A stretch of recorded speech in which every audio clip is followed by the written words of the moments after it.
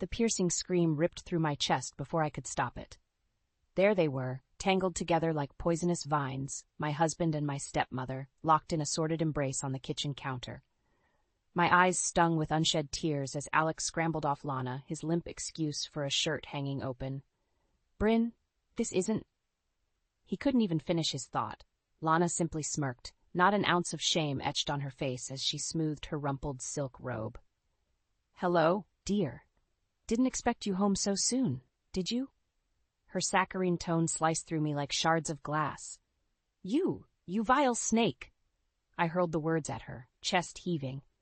"How could you, both of you?" Alex opened his mouth again, but I cut him off with a hand slicing through the air. "Save it. I don't want to hear another word from you." Pivoting on my heel, I stormed out of that wretched kitchen, slamming the front door behind me with enough force to rattle the windows. Hot tears streamed down my cheeks as I climbed into my car and peeled out of the driveway, desperate to put distance between me and that nightmare. I must have driven aimlessly for hours, the weight of their betrayal crushing my very soul. Lana, the woman who had stepped into my life as a stepmother when I was just 16, carrying on an affair with my own husband behind my back. And Alex, the one person I'd thought I could trust without question. How could I have been so blind? When I finally returned home well past midnight, the house was blissfully empty. I made a beeline for the den, scooping up the mail and papers scattered across the desk. That's when a plain white envelope caught my eye, addressed to me in my father's familiar scrawl. With trembling hands, I tore it open. Several pages fell out, covered in Dad's tight penmanship. My eyes immediately landed on the top line. "If you're reading this, it means I didn't make it." Dad's words jumped off the page, each line a punch to the gut. "I'm sorry I couldn't share this with you in person, but I've long had my suspicions about Lana. That woman is rotten to the core, manipulative and hell-bent on sinking her claws into our family's wealth by any means necessary." I sucked in a sharp breath, the pieces slowly falling into place. Dad had tried to warn me, but I'd been too blind to see Lana's true nature. Too consumed by the relief of having a mother figure after Mom's passing to look past the sugary facade. A noise from the hallway made me stiffen. Through the open doorway, I saw Lana saunter by in her silk robe, not a care in the world, like she hadn't just decimated my life mere hours ago. "You lying snake!" The biting words burst from my lips before I could stop them. Lana whirled around, eyes widening in mock innocence. "Why, Bryn, whatever is the matter?" "Don't play dumb with me." I shook the letter at her. "Dad knew all about your twisted games. He tried to stop you from worming your way into this family's life." A flicker of anger flashed across her face before the syrupy mask slid back into place. "Your father was a paranoid old fool obsessed with fending off delusions. I pitied him, really." White-hot rage lanced through me, and I moved towards her, fists clenched, ready to unleash years of pent-up fury. But she only laughed, taking a step back with a shake of her head. "I'd think twice about that if I were you, dear. Your father's ramblings won't hold up in court against the truth." With that parting shot, she turned and slinked away, leaving me seething in her wake. Gripping the letter, I stalked into the living room and grabbed my cell phone, scrolling to find the number Dad had left. Mara Lewis, his attorney. The phone rang twice before a crisp voice answered. "Mara Lewis. Miss Lewis, it's Bryn Ellis. I need to meet with you as soon as possible regarding my father's estate." There was a pause. "Of course. I've been expecting your call. Shall we say 3 p.m. this afternoon at my office?" "I'll be there," I replied through gritted teeth. If Lana thought she could slither her way out of this, she was sorely mistaken. Dad had left me the key to exposing her twisted lies, and I wasn't about to let his final wishes go unanswered. She was going to pay for destroying my family, no matter what it took. By the time I ended the call, my path forward was clear. If Lana wanted truth and consequences, I would make damn sure that's exactly what she got. I stalked into Mara's office precisely at 3 p.m., my heels striking the marble floor with purpose. The impeccably dressed attorney rose from behind her desk, expression impassive. "Miss Ellis, thank you for coming in on such short notice." She waved a hand towards the plush leather chairs facing her desk. "Please, have a seat." I sank into one of the chairs, back ramrod straight as I met her cool gaze. "I want to know everything. what evidence my father had against Lana, and what legal avenues are available to me. Mara's lips pressed into a thin line. Very well. She reached into her desk drawer and retrieved a thick manila envelope. These are the files your father left pertaining to his concerns over your stepmother. My fingers trembled slightly as I accepted the weighty bundle. Flipping it open, I scanned the pages. Reams of financial statements, phone records, even photos capturing Lana in compromising situations. As you can see, your father was quite thorough in documenting his findings. Mara allowed the faintest hint of admiration to color her tone. However, much of this intelligence alone will be difficult to prosecute without corroborating evidence from other parties. I looked up sharply. Are you saying Lana could still worm her way out of this? Potentially. Mara laced her fingers together atop the desk. Which is why we must pursue a multi-pronged strategy. Legal proceedings, but also more personal venues of exposing the truth. A tiny smirk played across my lips as understanding dawned. You mean going public and destroying her reputation beyond repair? The barest hint of a nod. Precisely. Draw her deceit into the light so utterly that no courtroom theatrics can obscure it. My gaze hardened to steel. Do it. I want the whole book thrown at that conniving witch, financially, socially, all of it. I'll get you whatever information you need to leave her life in ashes. Mara's expression didn't flicker, but I could have sworn I saw a glint of approval in those steely eyes. Very good, Miss Ellis. Then let's begin making preparations, shall we? As I exited the office, I was acutely aware of the warpath stretching before me. Lana had waged her deception in the shadows, but by the time I was done, her wicked truth would be on display for the whole world to revile. The game was on. When I arrived home, Lana was lounging on the patio in that damned silk robe, sipping a glass of Chardonnay. She cast me a poisonous smile over the rim. Why the grim look of determination, dear? Nothing unpleasant from the attorney I trust? Digging my nails into my palms, I forced myself not to rise to the bait. You'll see soon enough. With that, I brushed past her, heading inside to set my plans into motion. If the Viper thought she'd already won, she was sorely mistaken. I was just getting started. My first call was to Sam Jenkins, the one person I trusted wholeheartedly, my best friend since junior high. When she answered, I wasted no time launching into the sordid tale.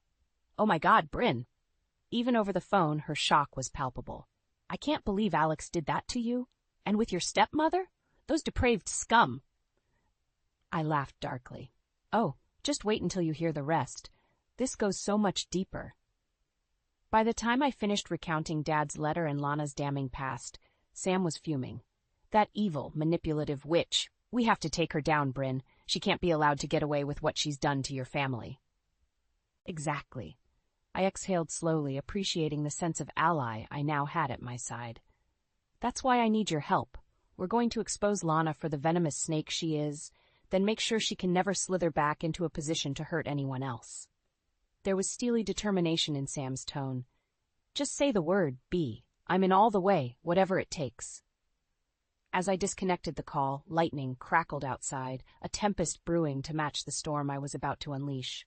The sun was setting on Lana Winter's web of lies. The next few weeks were a dizzying blur of covert meetings, strategizing with Sam and Mara to meticulously construct our multi-pronged attack. Lana didn't suspect a thing as she swanned around the house, periodically shooting me smug looks that made my blood boil. If only she knew what was coming. The first phase began with an anonymous online expose that Sam had expertly crafted, laying out the lurid details of Lana's tawdry affair with my husband in cold, hard facts. The story spread like wildfire, scandalous screenshots circulating rapidly across social media. I'll never forget the look of shock on Lana's face when she finally saw the viral firestorm erupting around her. What is this? She gestured wildly at her laptop, face flushed with rage. Some kind of sick prank? I strolled over, feigning nonchalance as I scanned the screen. Oh my, someone certainly did dig up some unsavory details about your personal life. I clicked my tongue in mock sympathy. Not a good look, Lana. So much for keeping up that sugary facade, She rounded on me, eyes blazing like hellfire. You did this?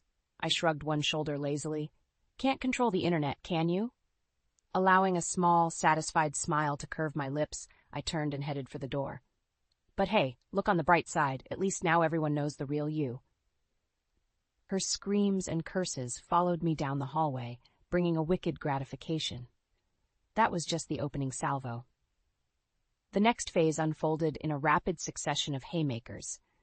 Carefully tailored leaks to the right sources exposing Lana's shady business dealings and financial improprieties. Records of offshore bank accounts, incriminating call recordings, whistleblowers emerging from the shadows of her past, painting a damning portrait of greed and exploitation. Wave after wave of evidence battered her so-called good name, and with each fresh public humiliation, I could see the strain spreading across Alex's features. Poor sap, he'd believed Lana's con job too, letting himself get tangled up in her lies. Well, live by deception, die by deception, as they say. As the hammer continued to drop, the elite country club where Lana had hobnobbed with high society revoked her membership, effective immediately.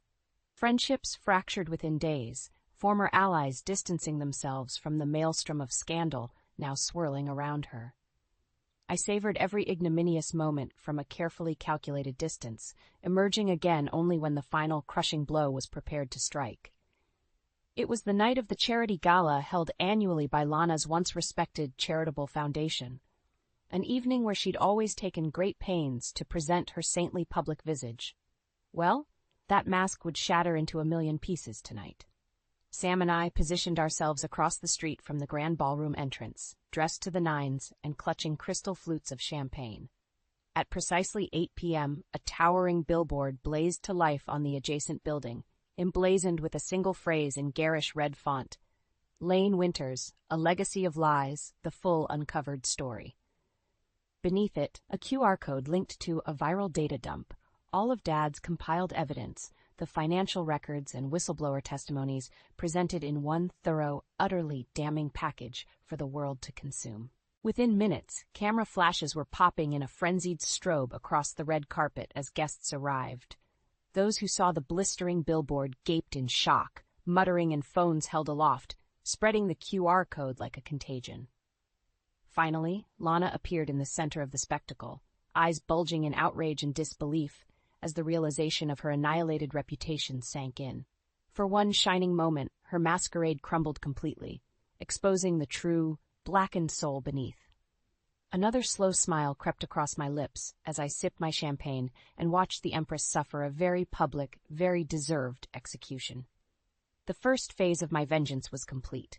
Time to turn my attention to the legal battlefield that awaited, and leave Lana to drown in the ocean of her own deceptions. The days following the charity gala exposé were a blissful reprieve as Lana went into full damage control mode. The house was mercifully quiet. She and Alex holed up separately with their lawyers, no doubt scrambling for some Hail Mary to counter the mountain of evidence we detonated. Good luck with that. Predictably, the first incoming volley was Lana summoning me to the den with a curt, "We need to talk." I strolled in to find her perched like a coiled viper on the chaise, eyes glinting with a mixture of wounded fury and smug calculation. Clearly she fancied herself holding some trump card.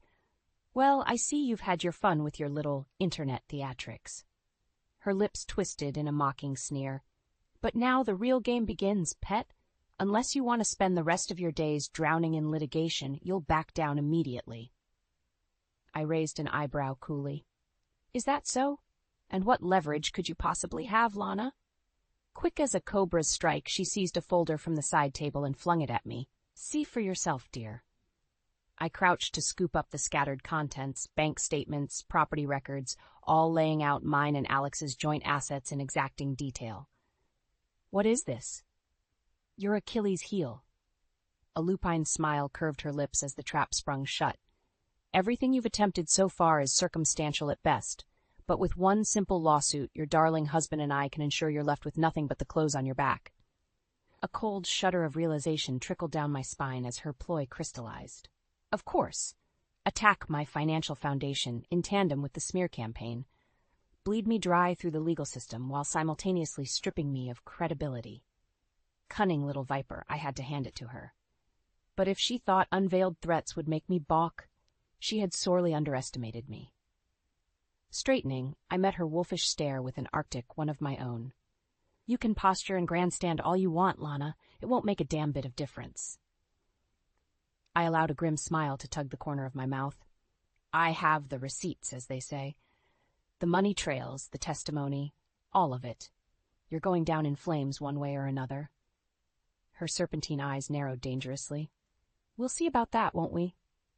With that parting shot still ringing in the air between us, I turned and marched from the room, the first tremors of the legal earthquake we were about to endure shuddering beneath my feet. Mara was waiting in her office a short while later when I swept through the door and took a seat across from her desk. "Let's go on the offensive," were the first words out of my mouth. A flicker of understanding passed behind her eyes as she rifled through a stack of documents. Of course, we anticipated this maneuver when formulating strategy. She pushed a dossier across the desk towards me. Here are the grounds we'll pursue. Alienation of affection to form the basis of your divorce proceedings against Mr. Hammond. Given the clear evidence of infidelity and marital misconduct on his part, we have more than sufficient legal footing. My finger traced the printed words, relief loosening the knot that had formed in my chest. Divorce the cheating bastard, of course. Step 1. And for the vindictive viper? I scooped up the next section of the file detailing counts of fraud, embezzlement, tax evasion. Mara allowed the ghost of a grim smile. I took the liberty of reaching out to a few interested parties regarding your stepmother's activities. She slid a document across the desk. The IRS, SEC, you name it. By the time we're through, Lana Winter's tangled financial web will be laid bare, along with the full extent of her years-long con. Brilliant, I breathed, already envisioning her highfalutin lifestyle crumbling away to nothing but 4 drab prison walls. We moved swiftly and decisively, on all fronts. Mara's voice carried a lethal edge, a lioness scenting blood. Lana fancies herself a master manipulator, exploiting the system to her benefit. Well, now she'll learn the true power of that very system when wielded against her. A feral smile curved my lips as the first papers were drawn up, the battle fully joined. Game on, Lana. Don't bother hiring extra security. There's nowhere left for you to hide. The rules of engagement were set, and I wouldn't rest until I'd claimed victory through sheer overwhelming force. By the time this was over, that woman's life would be in ashes at my feet.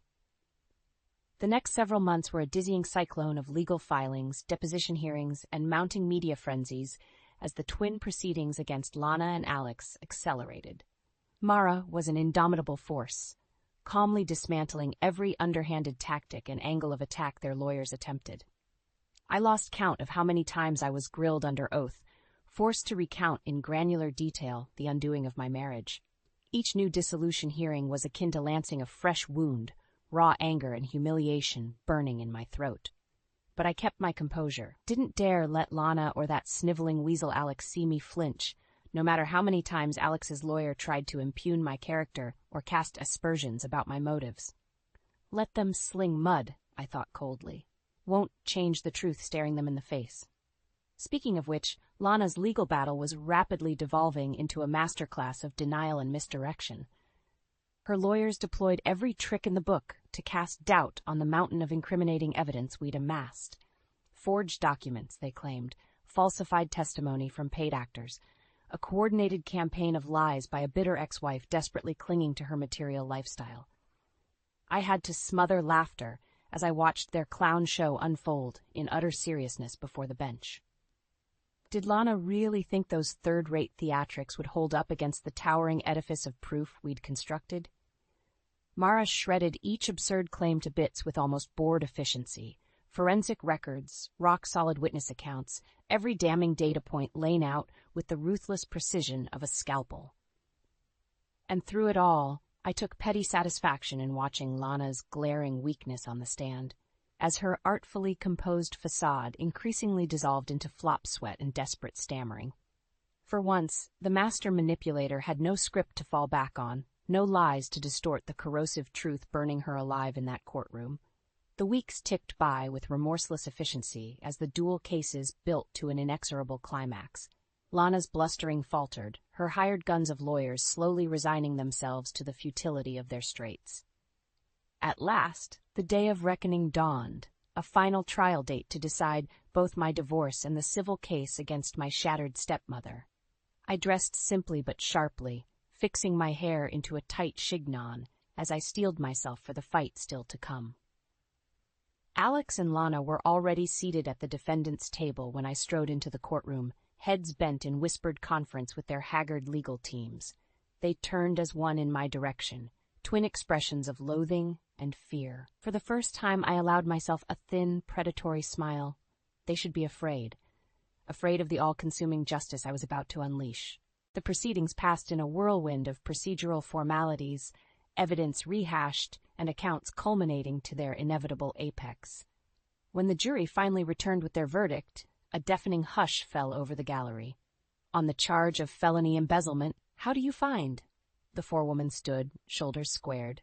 We, the jury, find the defendant Lana Winters guilty. An electric shock seemed to judder through the courtroom. I could have sworn I heard the sharp crack of Lana's composure shattering in that instant as the words detonated in her ears. Tears began leaking from her eyes as the judge continued the stony pronouncement. Furthermore, the court finds sufficient grounds for civil tort based on alienation of affection in the matter of Bryn Ellis versus Alex Hammond. Divorce proceedings will commence immediately. A keening wail tore from Lana's throat as the full weight of loss crashed down upon her. Reputation, riches, the gilded facade of her life, all of it sledgehammered into rubble. And there, in the burning pyre of her ruination, the chains of bitterness that had shackled my soul for so long finally fell away in sublime release. Over. It was finally, utterly over. I took one last look at the shuddering, broken thing crumpled in the defendant's chair. The beast that had nearly destroyed me now caged at last.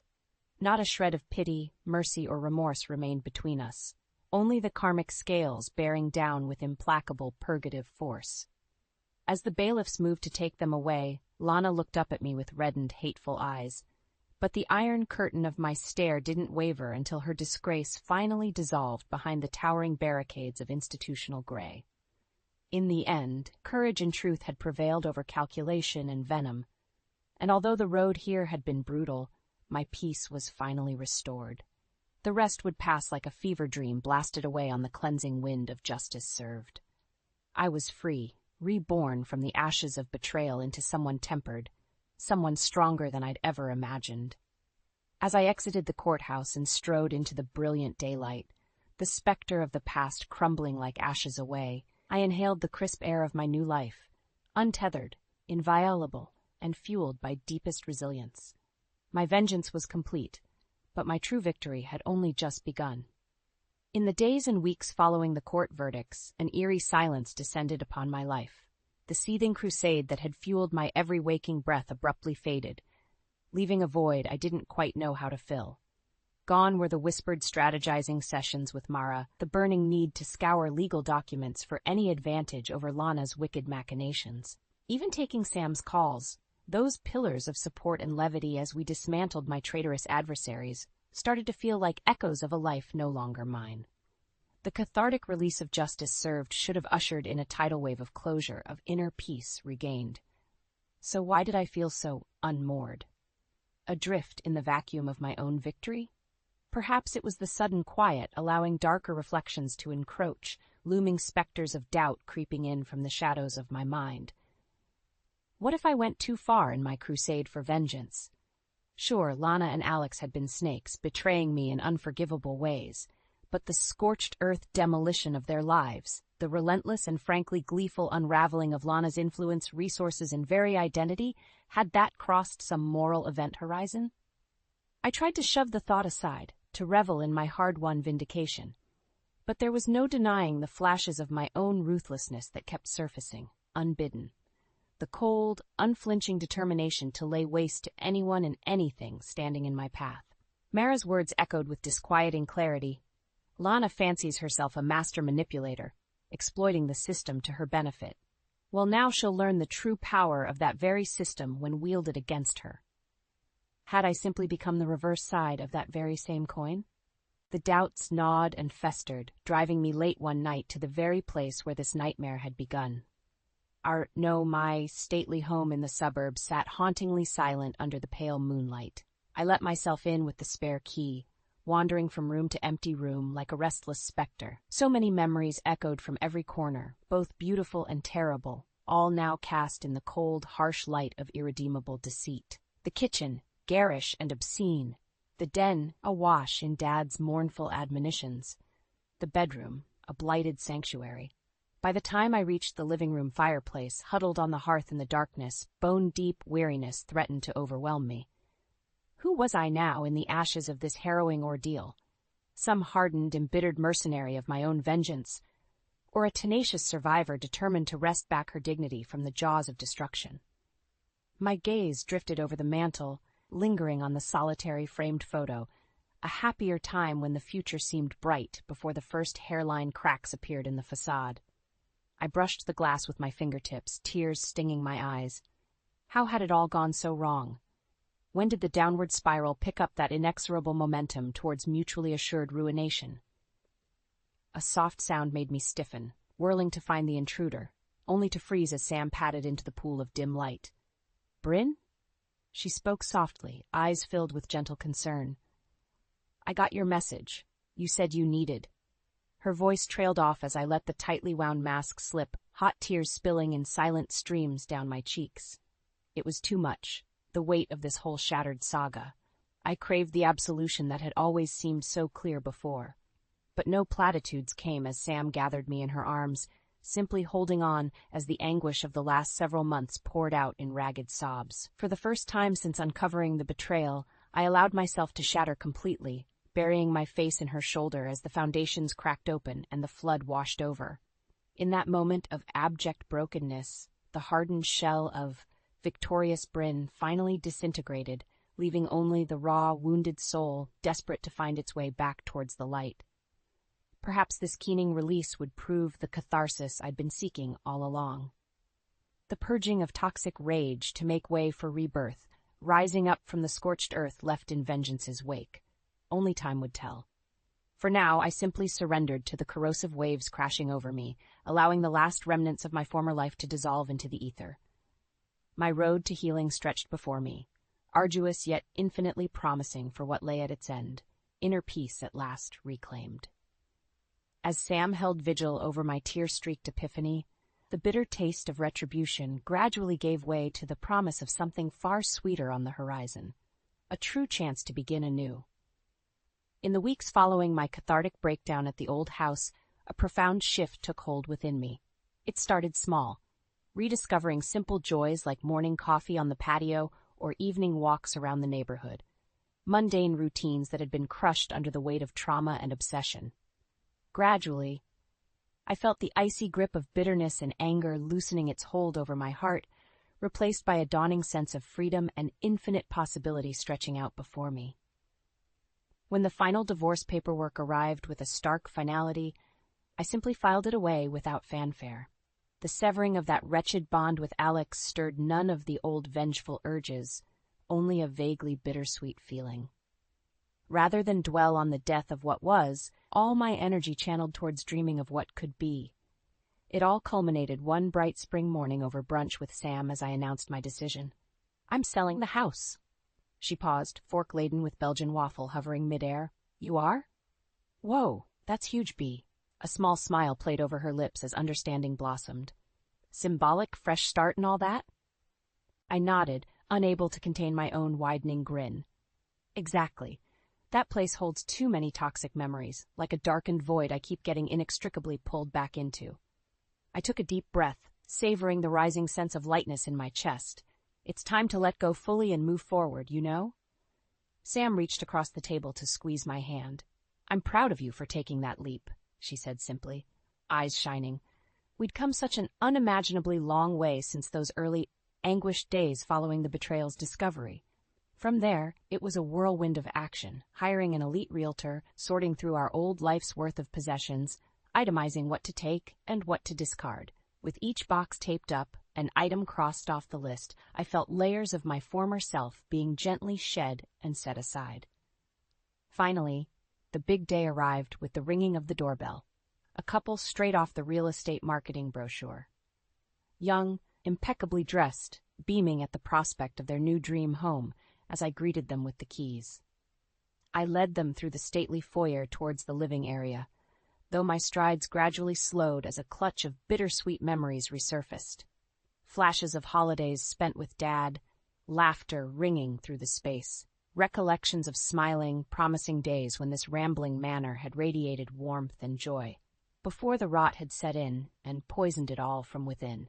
The wife seemed to sense my pensive mood as she laid a gentle hand on my arm. "You've made so many wonderful memories here, I can tell." She gave a reassuring smile. "But I promise we'll fill this place with brand new joys of our own." I blinked, momentarily caught off guard by her perceptiveness, before nodding slowly. "I hope you do." With that, I pressed the keys into her palm and strode out onto the front path one final time, pausing to drink in the elegant facade for the last time, now divested of its sordid significance. This chapter was officially closed, soon to be replaced by happier days in the making. My journey continued ever onward and upward. Over the next few months, the windfall from the profitable sale, combined with my meager inheritance and court settlement, allowed me to slowly rebuild my life through more positive, rewarding outlets. I rededicated myself to my marketing career with a vengeance, rising swiftly through the ranks and exploring new entrepreneurial opportunities. But even more fulfilling were the passion projects, like spearheading a nonprofit for women affected by abuse and financial dissolution. Each micro act of service, of selfless giving back, was like a healing balm applied against the wounds of my former trauma. Where anger and hatred had once festered, compassion and optimism now blossomed in their place. And when a potential new romantic connection gradually materialized, I felt unshakably self-assured in walking that path, buoyed by the rediscovered strength of my convictions. I was Bryn Ellis, bold survivor reborn, master of my own destiny, free from the shackles of others' deceptions. The rising dawn of a new lifetime of possibilities stretched gloriously ahead in reverent silence. No further words were required for the shining truth that filled my soul on this day. I had confronted the darkest nights. I had waged the battles that defined me. And from the searing crucible of anguish, I emerged incandescent, inviolable, and infinitely wiser. My vengeance was complete. But more importantly, my true victory had only just begun.